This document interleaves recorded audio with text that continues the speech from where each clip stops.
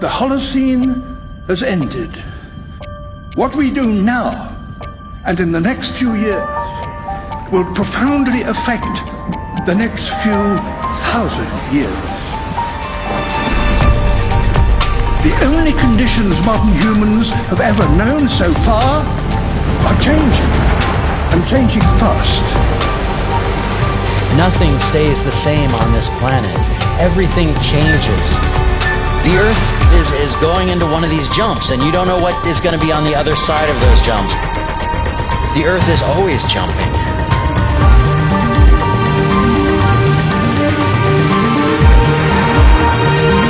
Things move on this planet. Things are not still. Everything is turning.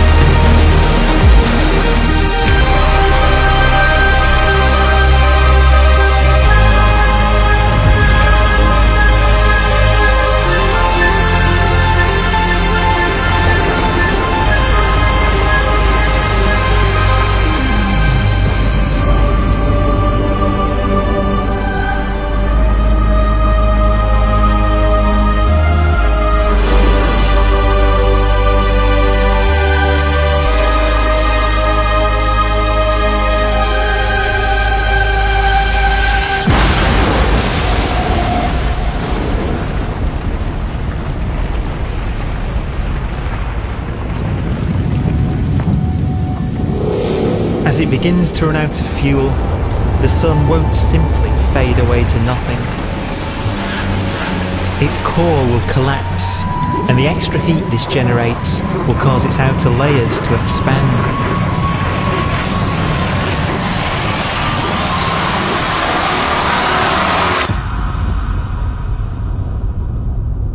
The sun is now dead. Its remains slowly cooling in the freezing temperatures of deep space.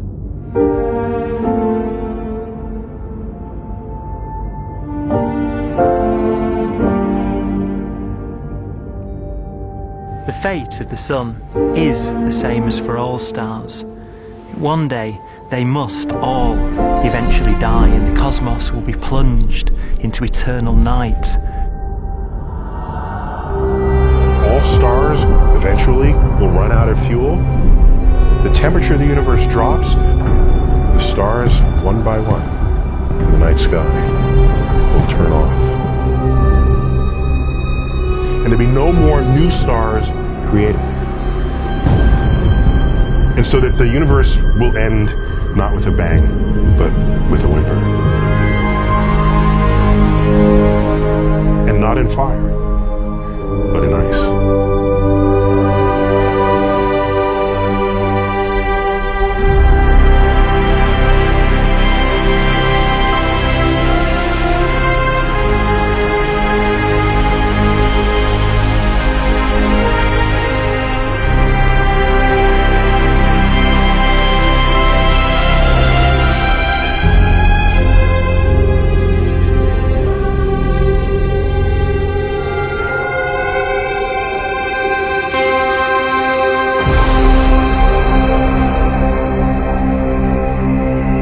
With no fuel left to burn, a white dwarf's faint glow comes from the last residual heat from its extinguished furnace.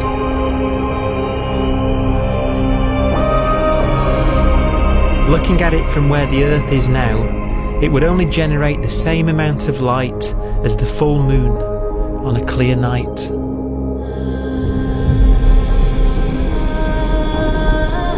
The faint glow of white dwarfs will provide the only illumination in a dark and empty void littered with dead stars and black holes.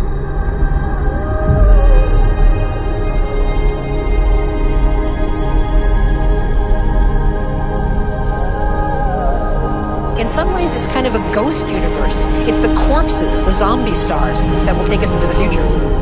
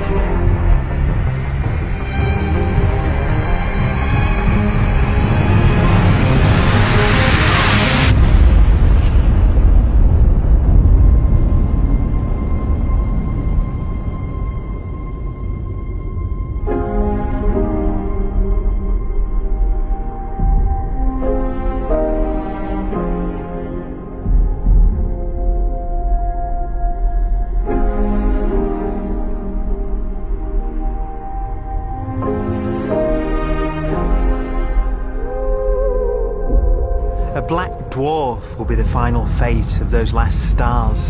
White dwarfs that have become so cold that they barely emit any more heat or light.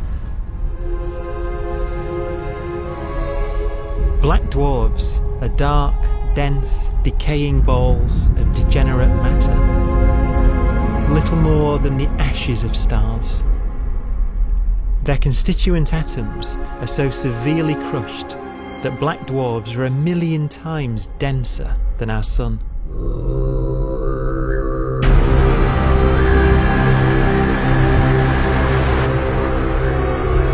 Stars take so long to reach this point, we believe there are currently no black dwarfs in the universe.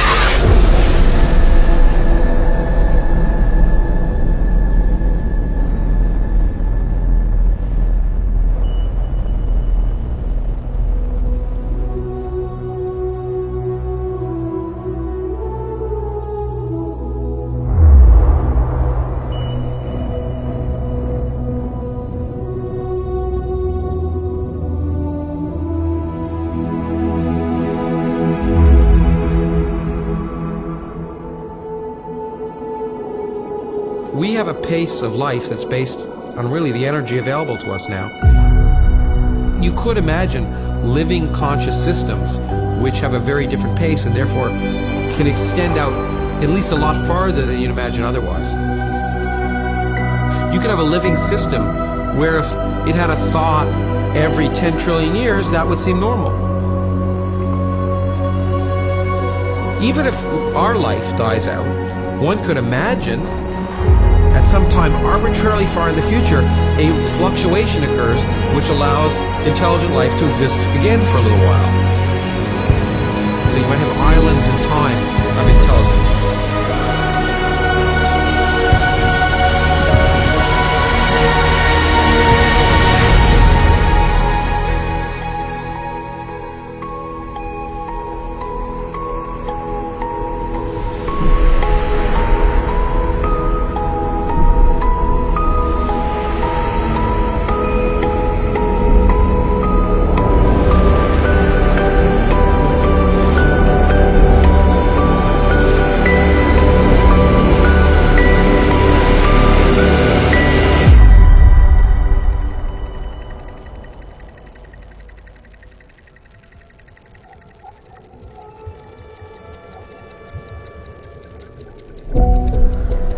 proton, one of the fundamental building blocks of atomic matter, what makes us up, can just spontaneously fall apart.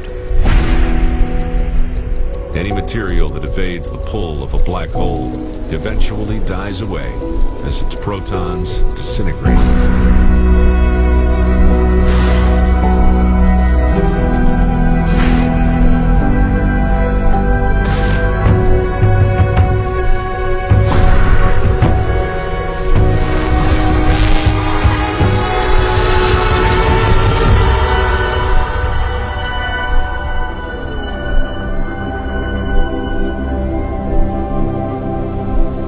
The matter inside black dwarfs, the last matter in the universe, will eventually evaporate away and be carried off into the void as radiation, leaving absolutely nothing behind.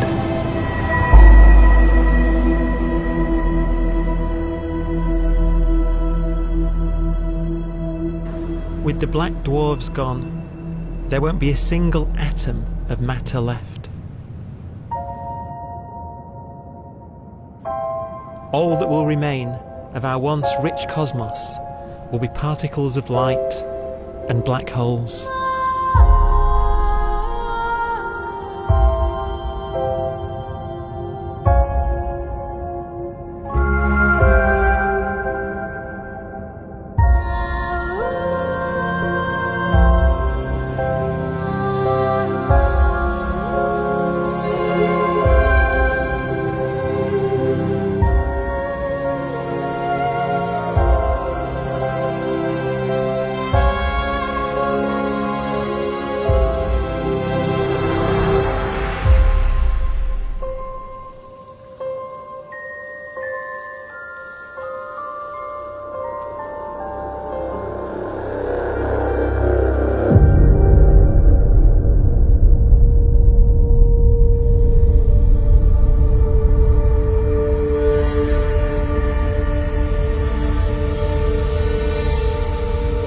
The arrow of time creates a bright window in the universe's adolescence, during which life is possible.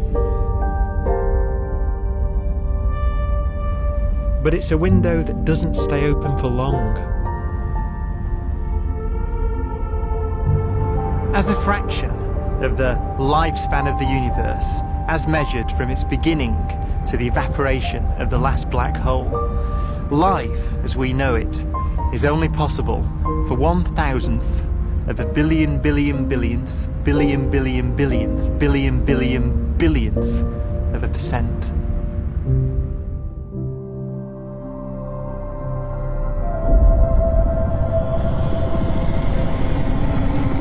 Black holes become the fundamental building block of the universe.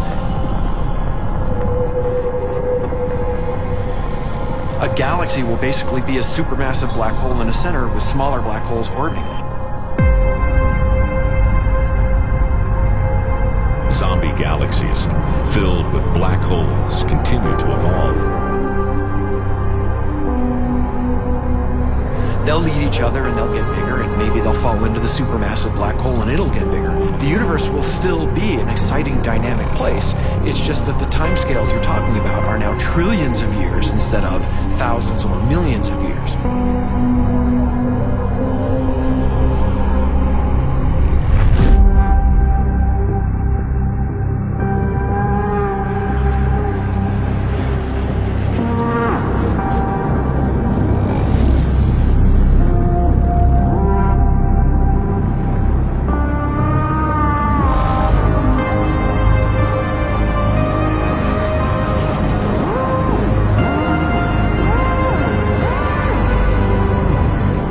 Black holes can bang on space-time like mallets on a drum.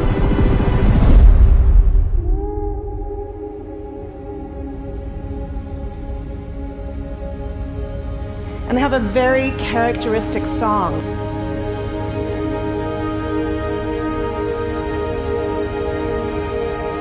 Imagine two black holes that have lived a long life together. At the end of their lives, they're going around each other, crossing thousands of kilometers in a fraction of a second. As they do so, they leave behind in their wake a ringing of space, an actual wave on space-time.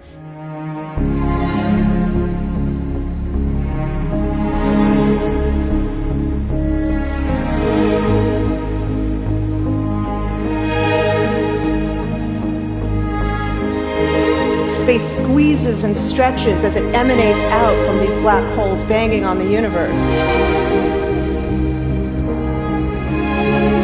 Those are the gravitational waves. They are literally the sounds of space ringing. And they will travel out from these black holes at the speed of light as they ring down and coalesce to one spinning, quiet black hole.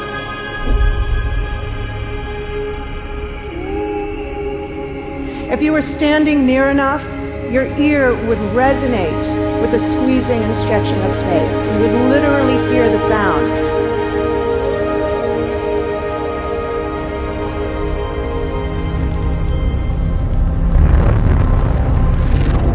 Imagine a lighter black hole falling into a very heavy black hole. The sound you're hearing is a light black hole banging on space each time it gets close.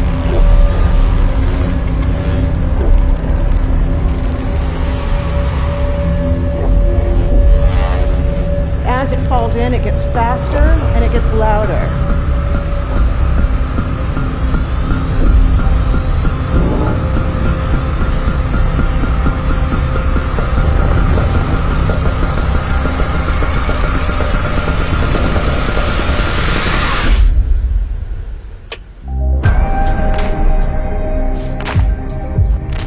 Scientists used to think black holes were immortal, but even these will one day die.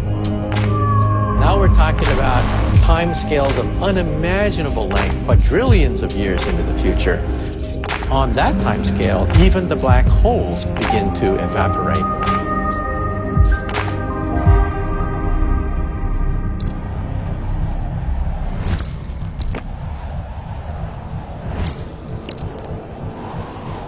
According to quantum mechanics, space is filled with virtual particles, antiparticles, that are constantly materializing in pairs, separating, coming together again, and annihilating each other.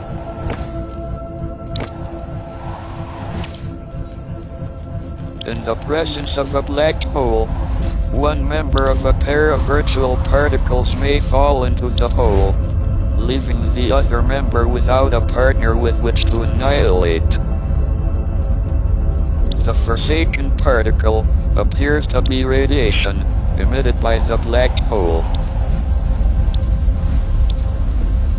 And so, black holes are not eternal. They evaporate away at an increasing rate until they vanish in a gigantic explosion.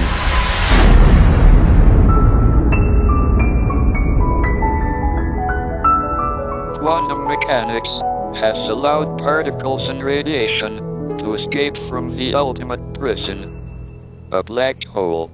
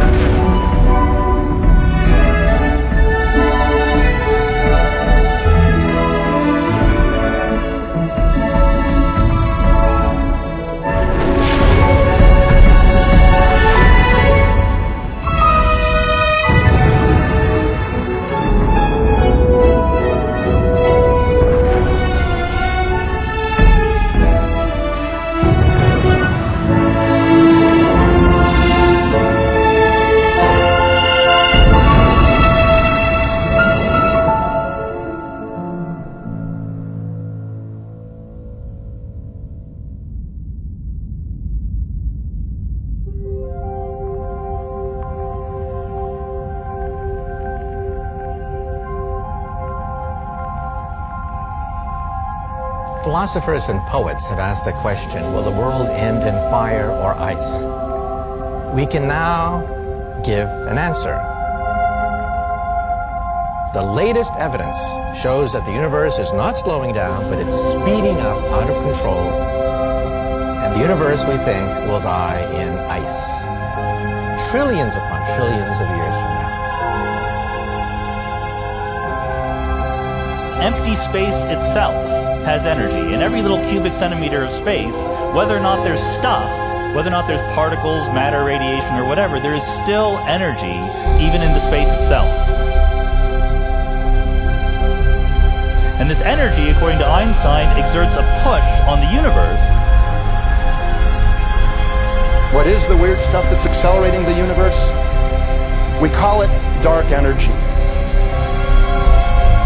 And this stuff is the dominant stuff of the universe. Almost 3/4 of the matter-energy content of the universe is this dark energy. And we don't know what it is. Dark energy, unlike matter or radiation, does not dilute away as the universe expands. This has crucial implications for what the universe is going to do in the future. So what will be the future of the universe? Well, if the dark energy remains dominant and repulsive, the universe will expand forever.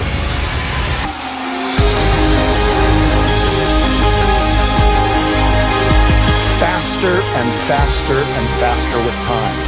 A runaway universe.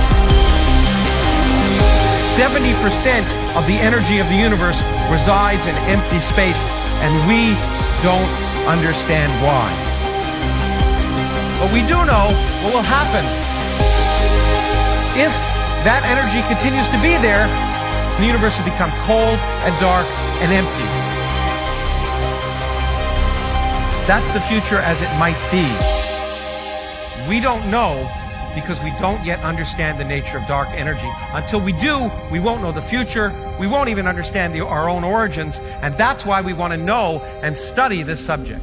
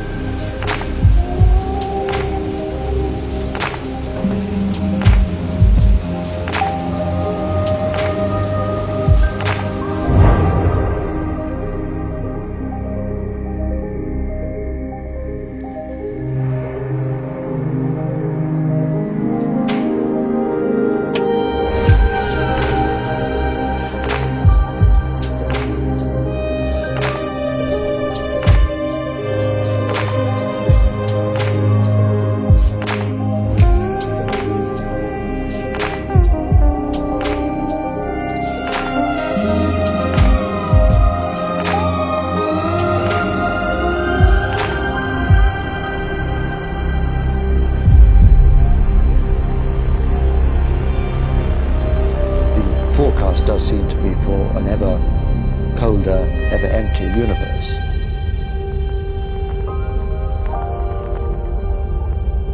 But then, of course, we have to ask, could that end lead to a new beginning? And there are ideas whereby what actually is the end of our universe could in some sense be linked to the beginning of a new one.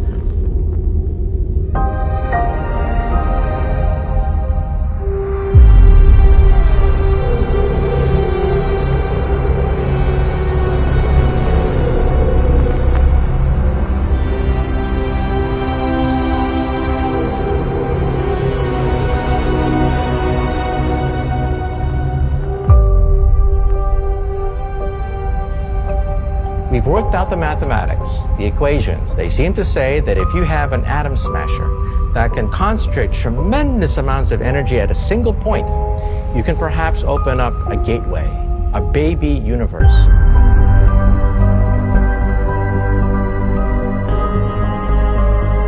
Facing the death of everything there is, this perhaps is their only possibility of escape. And this also raises a very intriguing possibility, sheer speculation of course, that perhaps any universe that has intelligent life in it will create baby universes, will create lifeboats, and proliferate child universes. So an evolution may take among universes in the multiverse. Survival of the fittest may take place. So those universes which do not have intelligent life are infertile. They have no children. But those universes that have mild temperatures, stars like us, would create civilizations that could open up child universes, and they would then proliferate.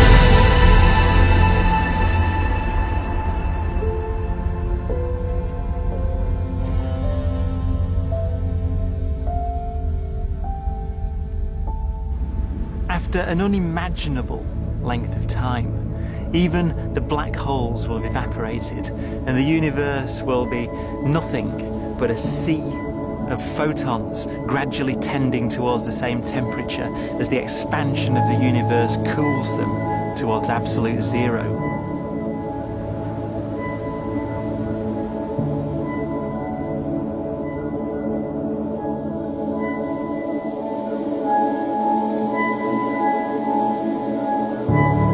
Once the very last remnants of the very last stars have finally decayed away to nothing, and everything reaches the same temperature, the story of the universe finally comes to an end. For the first time in its life, the universe will be permanent and unchanging.